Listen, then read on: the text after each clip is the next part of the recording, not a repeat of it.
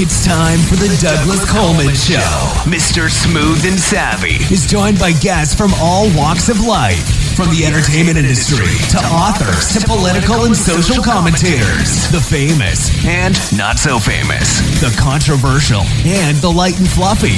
We have it all. Now, here's Douglas Coleman.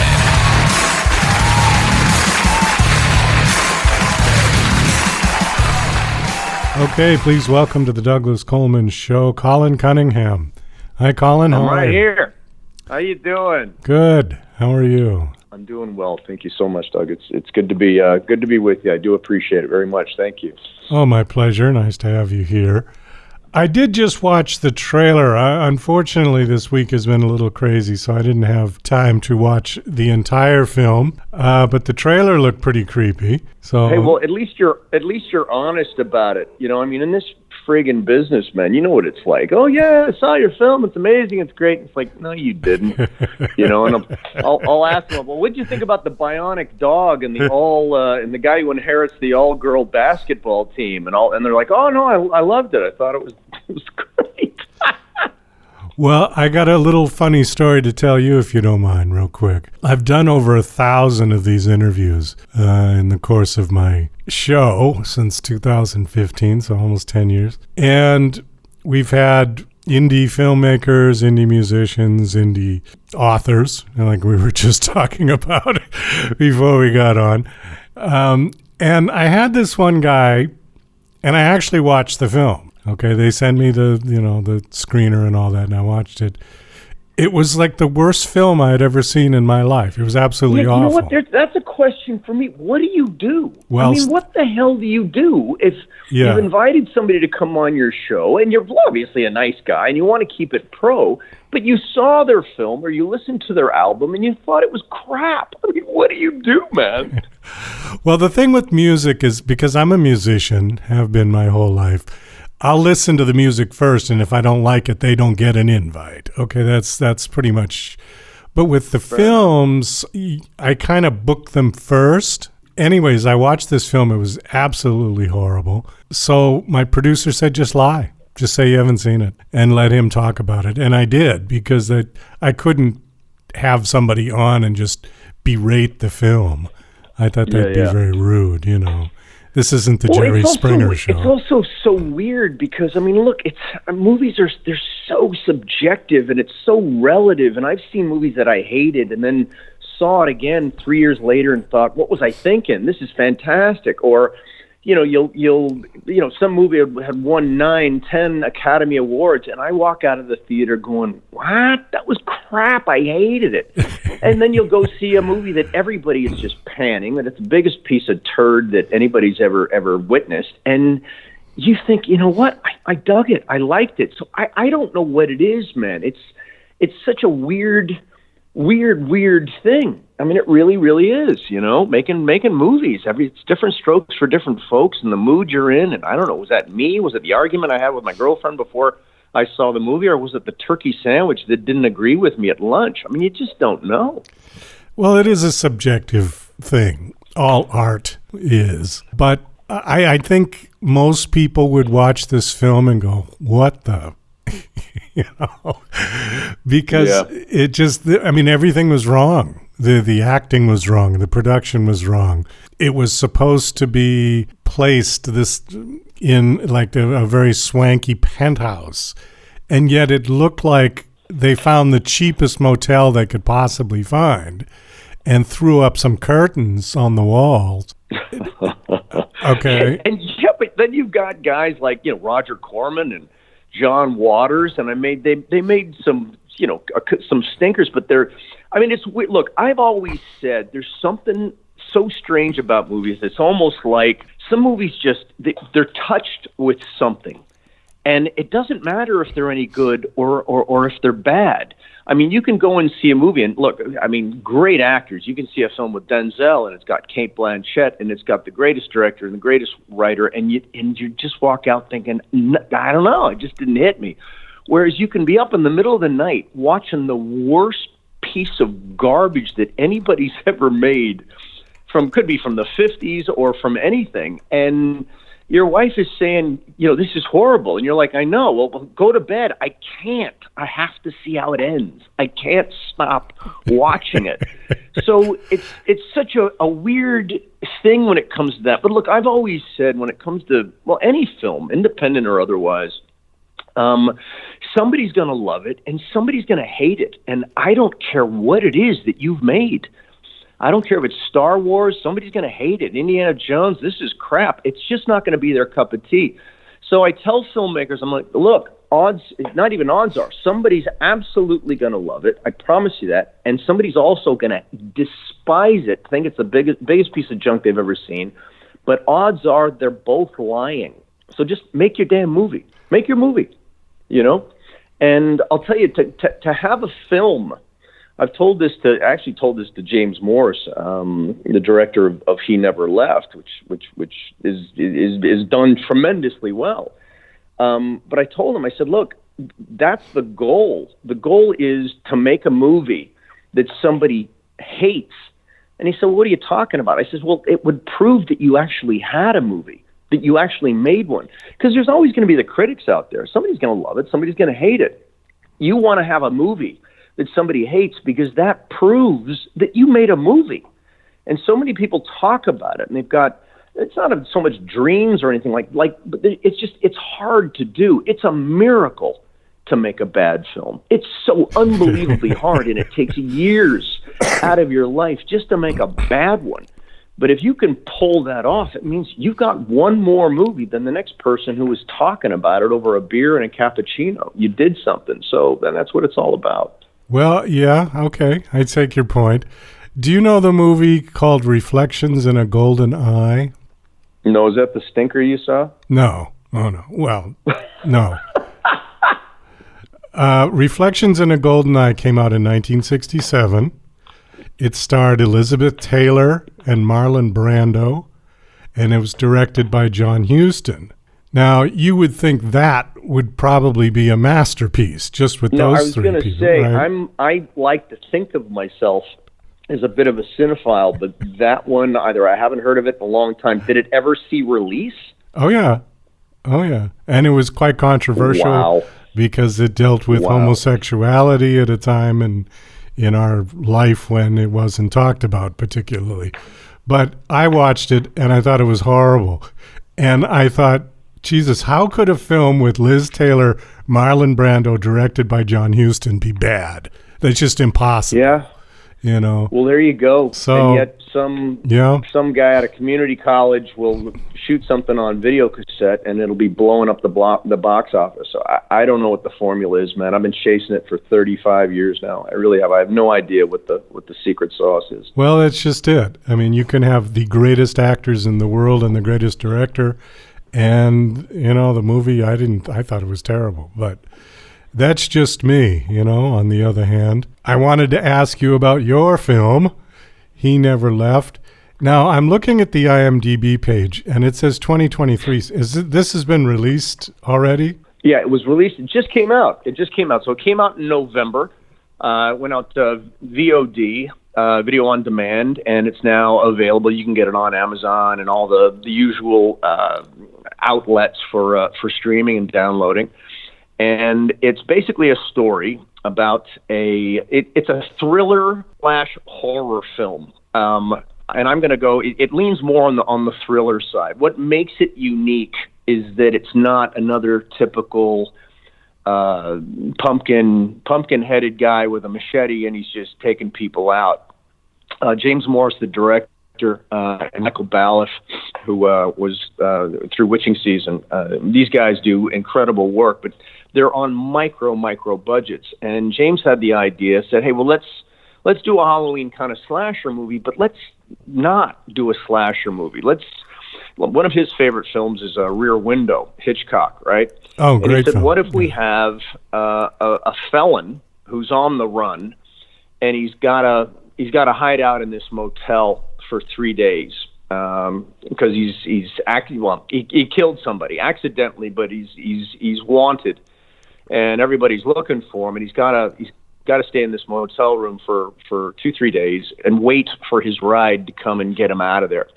and he can't show his face. He can't use the phone. He can't do anything. He's got to stay in that room. Don't open the door, blah, blah, blah. While he's in there, he hears what he thinks or assumes is a murder next door.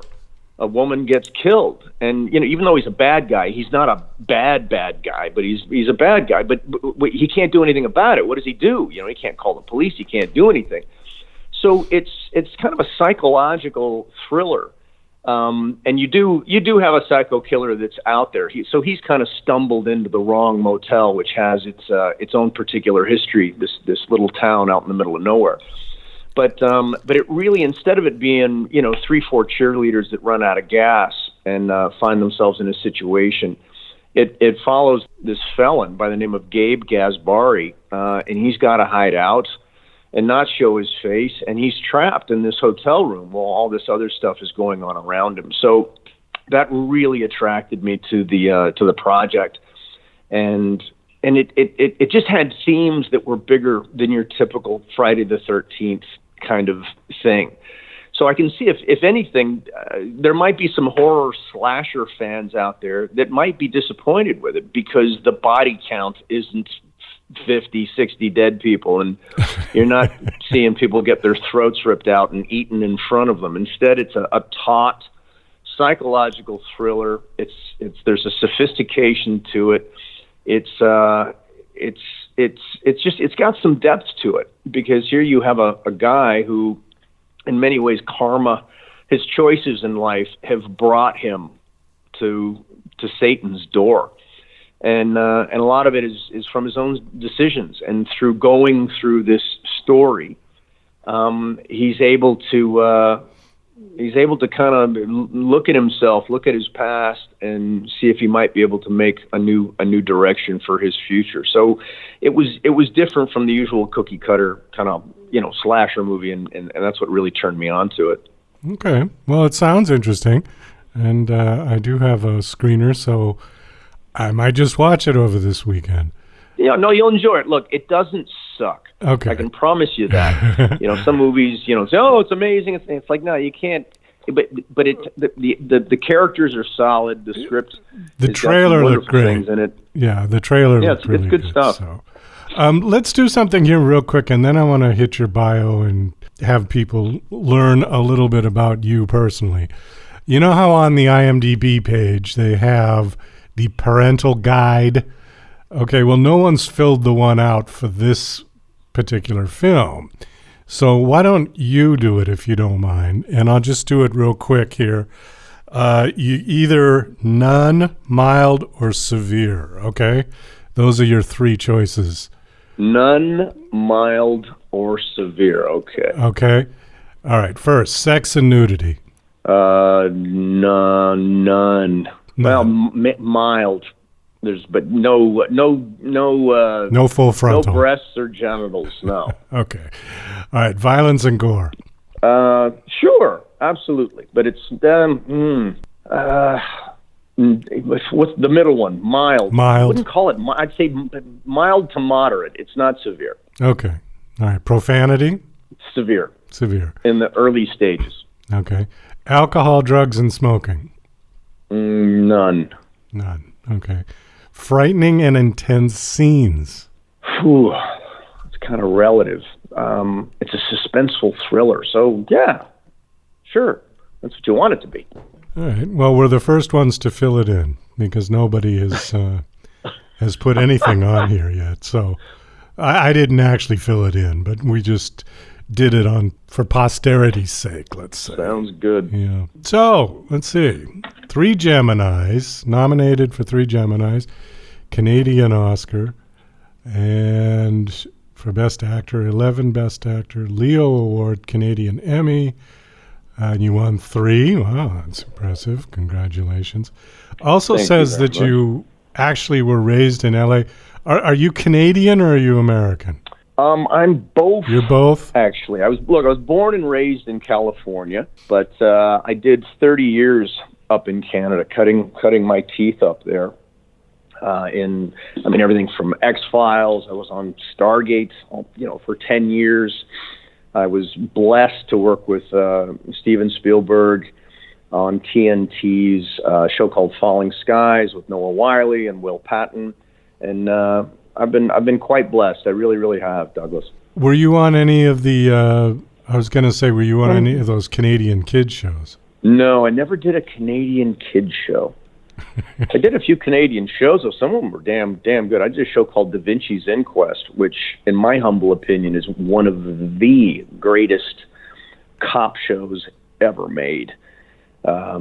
Chris Haddock, an incredible writer, and it was an incredible show. And he went on to Boardwalk Empire and a number of other things. But that's an interesting thing as being an actor up in Canada, because not only are you able to access, or at least have a shot at auditioning for the U.S. shows that shoot up there for the locations and the monetary benefits, but there's a whole Canadian industry up there as well. So you get both. It's great. You were in Best in Show? I'll tell you, Douglas, I've worked with some incredible people, and I mean incredible. Like I said, Spielberg, and I mean, I've been blessed beyond belief. Some of the people and Kevin Costner, and it's been amazing, man. But if one of the feathers in my cap, if not the one that sits alone in a room of gold, was my, 45 seconds that I had in Best in Show, because I'm a Christopher Guest devotee. I'm a Waiting for Guffman fanatic. And he's a genius. And all those folks, Eugene Levy and Catherine O'Hara, I mean, it's just unbelievable. And when that audition came around, I'd have done anything. I'd have gone on there just to make sandwiches. And I thought, to me, as an actor, I thought, if I'm ever able to work in that company, I'll have validated myself. Because on Best in Show with Christopher Guest, and this is the way a lot of his projects are, there's no script, Douglas. There's no script. There's like a 12-page kind of outline scenarios that are written down, but there's no dialogue.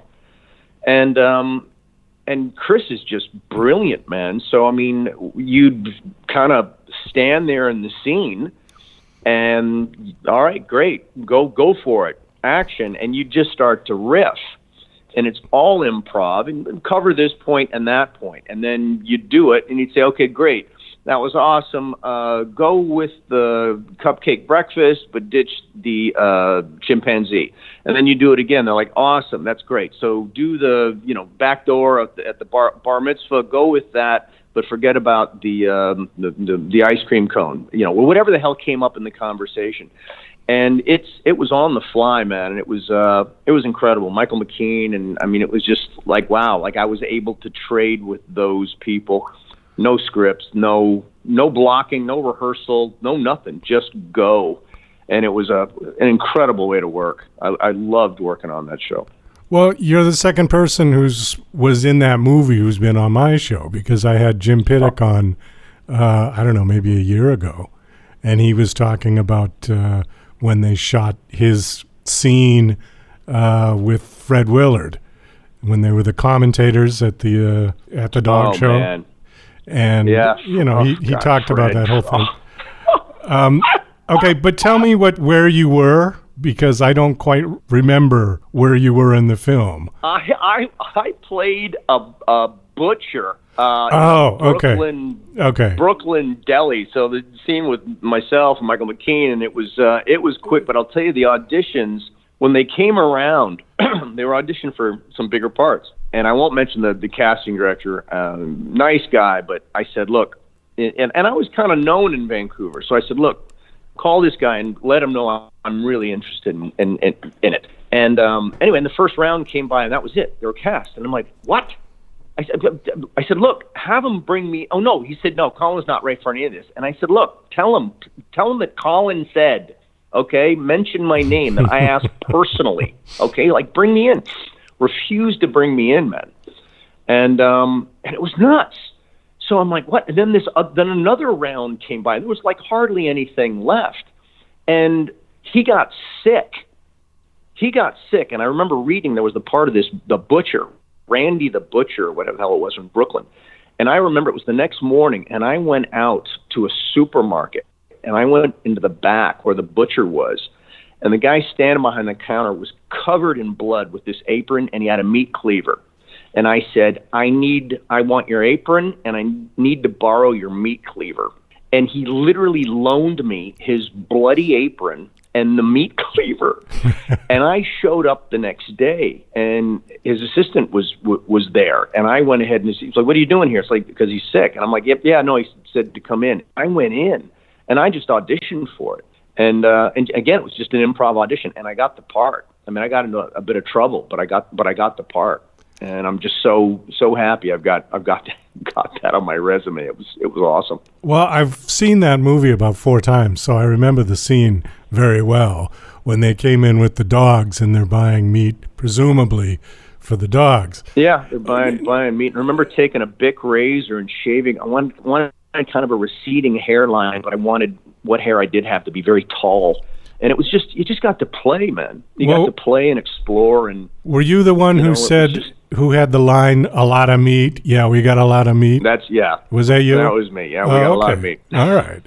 Okay. But Douglas, we did that. I mean, that went on, I don't know, we shot for straight ahead for an hour, 90 minutes. I mean, that went down 1,000 roads, and it was so much fun.